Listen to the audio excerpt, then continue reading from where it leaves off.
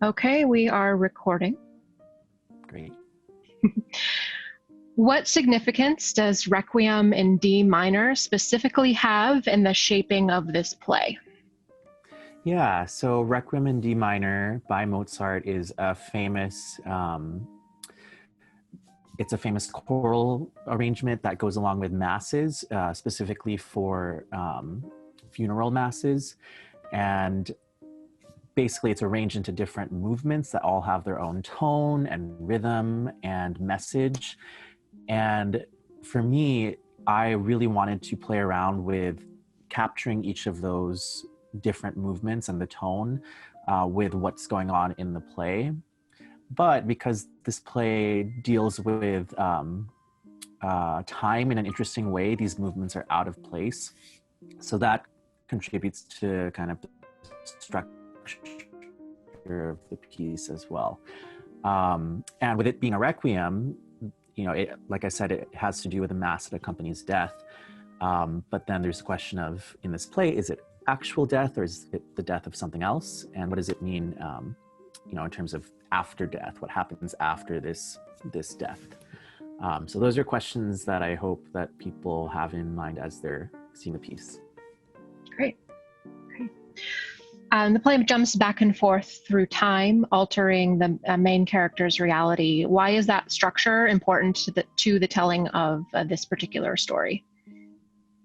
Yeah, so ultimately this piece has to do with the effects of trauma on the main character.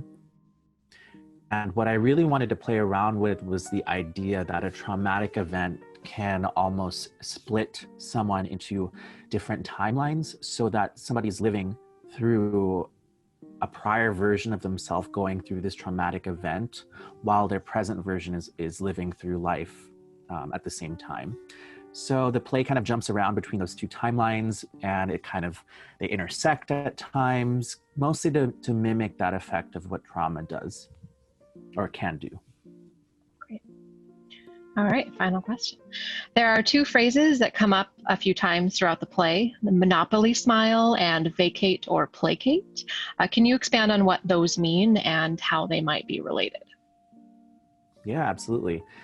So the term monopoly smile has to do with the specific smile someone has when they've built up a lot of houses or hotels on a particular property in Monopoly, and somebody lands on that square.